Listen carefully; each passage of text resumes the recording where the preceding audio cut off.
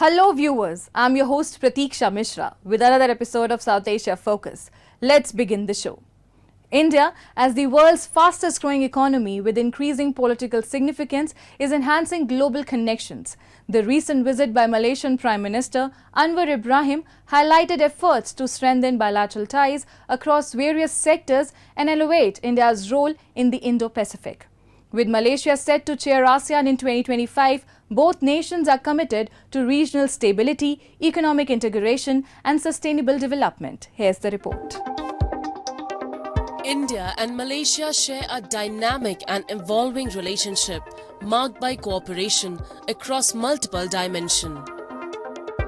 Both countries maintain a strategic partnership, collaborating on regional and global issues including security and international trade.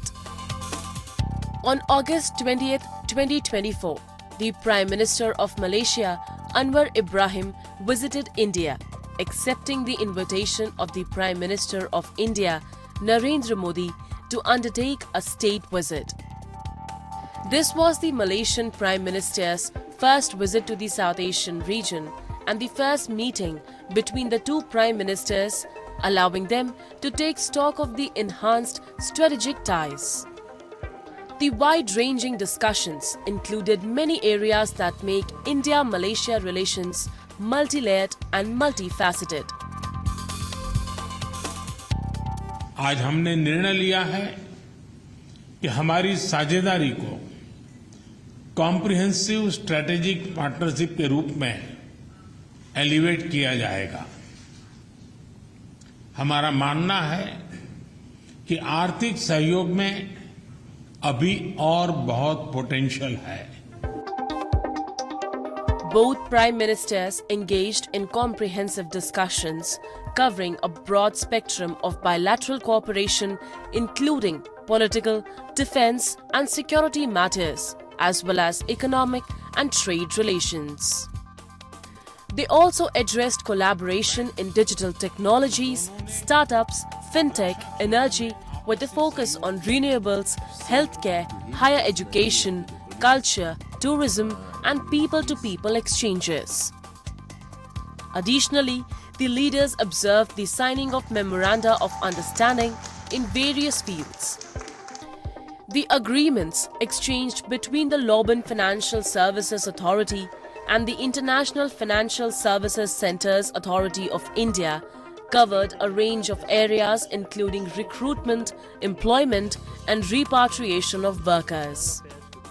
The agreements also addressed collaboration in culture, arts and heritage. नए तकनीकी क्षेत्रों जैसे कि semiconductor, fintech, रक्षा उद्योग, AI और quantum में हमें आपसी सहयोग बढ़ाना चाहिए। प्रधानमंत्री नरेंद्र मोदी जी is मेरे दोस्ती।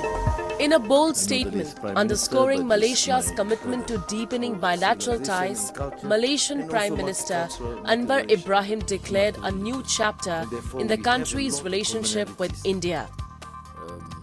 Speaking with a vision for the future, Prime Minister Ibrahim highlighted Malaysia's determination to reinvigorate cooperation across various sectors, aiming to leverage mutual strengths and address contemporary challenges.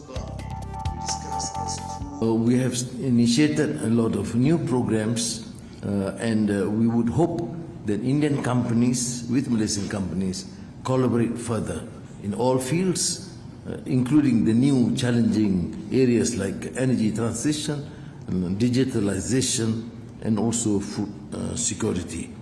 And we did emphasize the need to use both our experience and expertise in the semiconductor area. The future of the India-Malaysia relationship is said to be characterized by enhanced cooperation, mutual growth, and a focus on addressing contemporary challenges. As both countries continue to build on their strengths and shared interests, their partnership will likely evolve into a robust and multifaceted alliance with a significant global impact.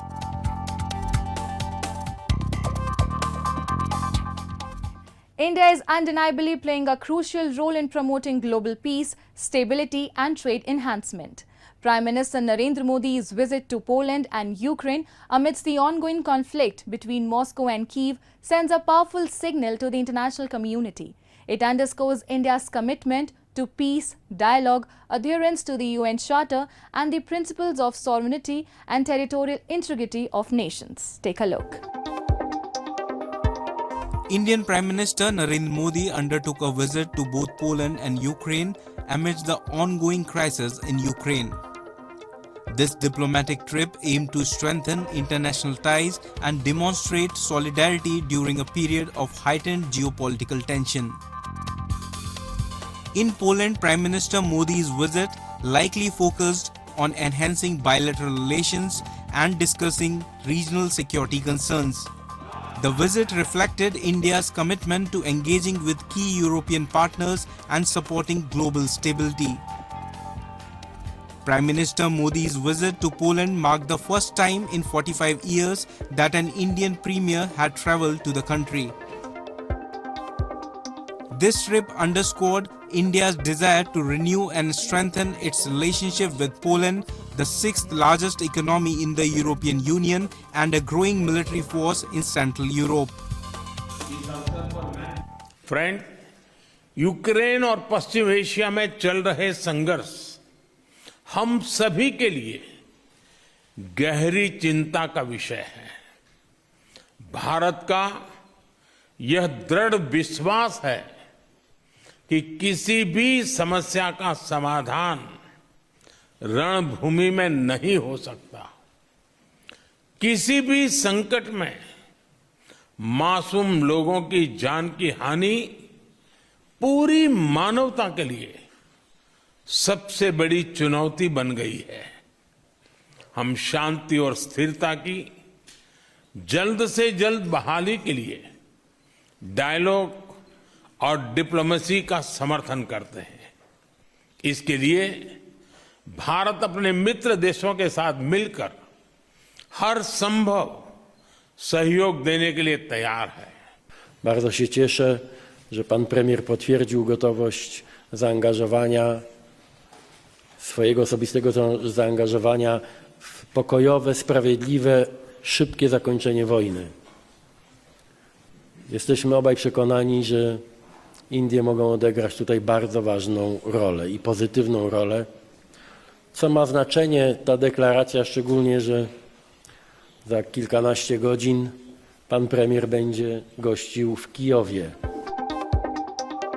Prime Minister Modi's visit to Ukraine took place amid severe conflict and turmoil, underscoring India's potential role in helping to resolve the crisis. The trip had several objectives: to express India's solidarity with Ukraine, to engage in high-level discussions about the ongoing situation, and to explore opportunities for cooperation between the two countries. Moreover, the visit sought to support international efforts to address and ultimately resolve the crisis, highlighting India's commitment to advancing global stability and peace. Prime Minister Modi's visit to Ukraine generated optimism about the possibility of resolving the crisis with Russia. Prime Minister Modi's engagement was seen as a potential catalyst for advancing peace efforts and encouraging constructive dialogue between the conflicting parties. The visit raised expectations that India's involvement could contribute to finding a resolution and alleviating the ongoing tensions in the region.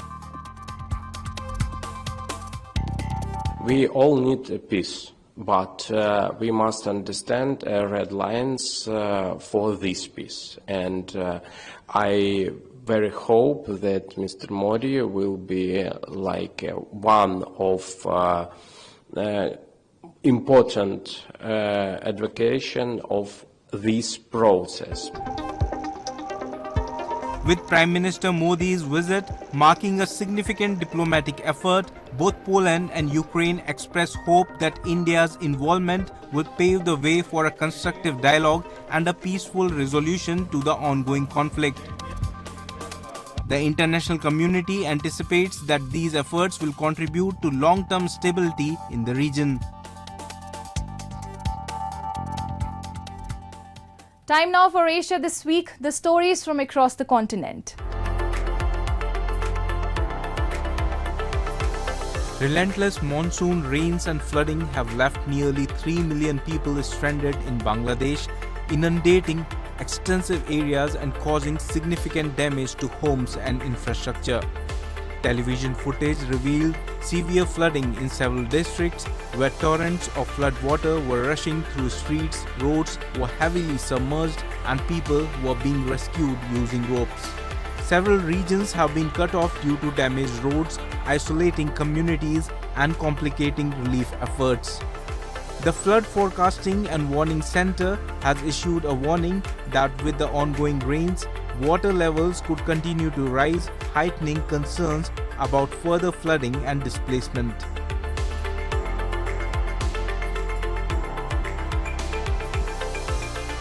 Cambodian Prime Minister Hun Manet attended a homecoming ceremony for several centuries-old antiquities looted from the country during war and unrest. Cambodian Prime Minister laid garlands in front of ancient statues on display during the ceremony, which was attended by several government officials and US diplomats. Among the 70 items on display, 14 sculptures were repatriated from New York's Metropolitan Museum of Art last year and arrived in Cambodia on July 3rd.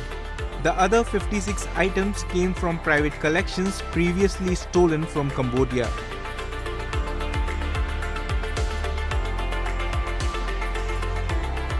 A bus carrying Pakistani pilgrims overturned in central Iran, killing several people. The accident was caused by a technical defect in the bus's braking system, according to the initial investigations made by the Iranian traffic police. Millions of Shiite Muslims are currently partaking in the Arba'in pilgrimage in Iraq's Karbala Governorate.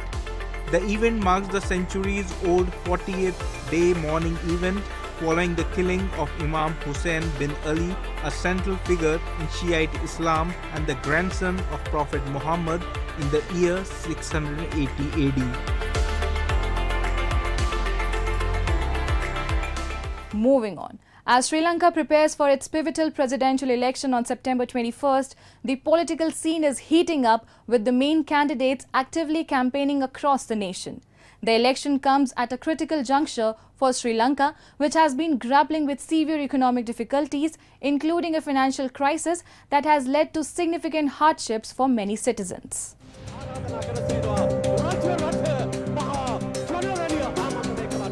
Sri Lanka's main presidential candidates kick-started their campaigns recently, drawing thousands of people to their rallies ahead of the crucial September 21st vote. Drone footage showed large crowds of people listening to speeches by three frontrunners: incumbent President Ranil Wickremesinghe, main opposition leader Sajith Premadasa, and Marxist-leaning parliamentarian Anura Kumara. ජනතාව වින්දේ දුක අපි දන්නවා මම නැහැ කියන්නේ මම දන්නවා අපි වැට් වැඩි කරද්දී ඇති උනේ බර මම නැහැ කියන්නේ කරන්ට සිදු වුණා මේ තත්ත්වයට එන්න කැමැත්තෙන් කරේ නෑ අකමැත්තෙන් කරේ. The upcoming presidential election in Sri Lanka is set against the backdrop of the country's most severe financial crisis in recent history. This crisis, which began to escalate significantly in 2022, resulted from the nation exhausting its foreign reserves. The depletion of these reserves triggered a cascade of economic failures, including a dramatic decline in the economy and a default on foreign debt. This financial turmoil has deeply impacted the lives of Sri Lankans, leading to widespread shortages of essential goods, skyrocketing inflation, and a general erosion of public trust in the government. As the nation grapples with these profound economic challenges, the presidential election on September 21 becomes a critical juncture. අද මේ ඓතිහාසික අවස්ථාවේ අපේ රටේ ඉතිහාසය අලුතෙන් ලියවෙන මොහොතක මම ආරාධනා කරනවා ඔබ සියලු දෙනාටම මේ වැඩපිළිවෙලේ සාක්ෂිකරුවන් බවට පමණක් පත් නොවී ඔබත් මේ වැඩසටහනේ නියමුවන් නායකින් පංගුකරුවන් හවුල්කරුවන් කොටස්කරුවන් බවට පත් වෙලා රට දිනවන අලුත් ගමනට ඔබ සියලු දෙනාගේම සහයෝගය ශක්තිය ලබා දෙන්නයි කියලා මම මේ අවස්ථාවේ ඉල්ලීමක් කරනවා. The outcome of this election is crucial for determining how Sri Lanka will navigate its current economic crisis and work towards recovery. The new president will inherit the immense task of addressing the economic collapse and restoring stability to a country that has been rocked by unprecedented financial turmoil. මෙතන ඉන්න බොහෝ දෙනා මීට කලින් ඡන්ද දැකලා තියෙනවා ඡන්ද දීලා තියෙනවා.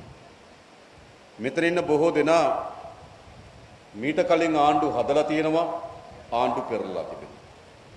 හැබැයි මේ සැප්තැම්බර් මාසේ 21 වෙනිදාට එන්නේ හුදු ආණ්ඩු පෙරලියක් හුදු නායකයන්ගේ මාරුවක් හුදු ඡන්දයක් නෙවෙයි.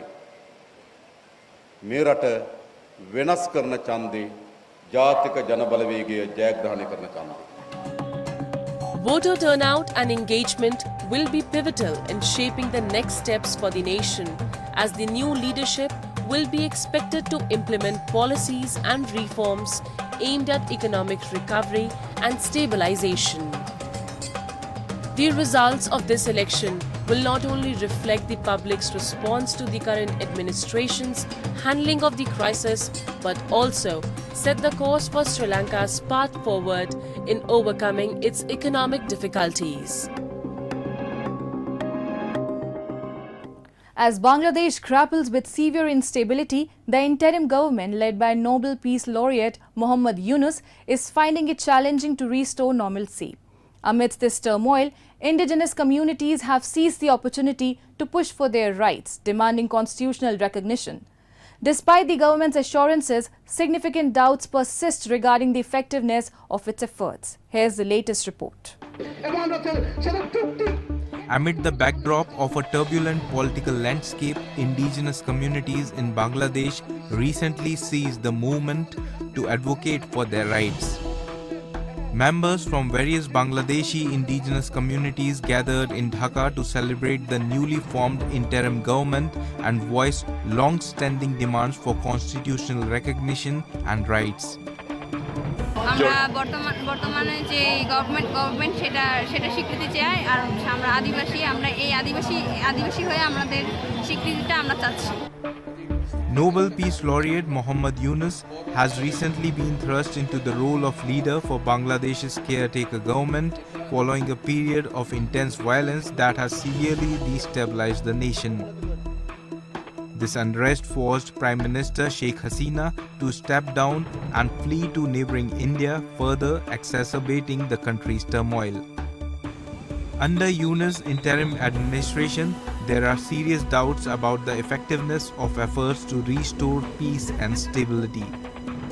Muhammad Tohid Hossain, the Foreign Affairs Advisor for the interim government, has highlighted the extensive but seemingly insufficient measures being taken to manage the crisis and stabilize the situation. The interim government's attempts to address these urgent issues and re-establish order come at a critical moment, but the effectiveness of their strategies remains questionable as the nation continues to grapple with ongoing instability and unrest. All my colleagues in the Council of Advisors, they are extremely busy with bringing back the normalcy. Everyone has his job cut out. Law and order, legal affairs, then the Ministry of Home's work, foreign affairs, the little that we are doing. And everyone has the jobs to cut out for the next 10, 15, 20 days.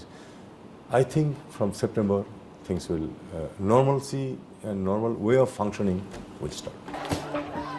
Recently, Bangladesh plunged into intense political and social turmoil characterized by extensive violence and unrest. This crisis, which escalated over several weeks, was driven by increasing discontent with the government and worsening economic conditions. The situation peaked when former Prime Minister Sheikh Hasina was compelled to resign under the intense pressure from the violent protests and demonstrations. In a dramatic development, she sought refuge in neighboring India, underscoring the severity of the situation and the inability of her administration to control the rapidly deteriorating crisis. And with that, we come to the end of this week's episode. See you next week. Goodbye and take care.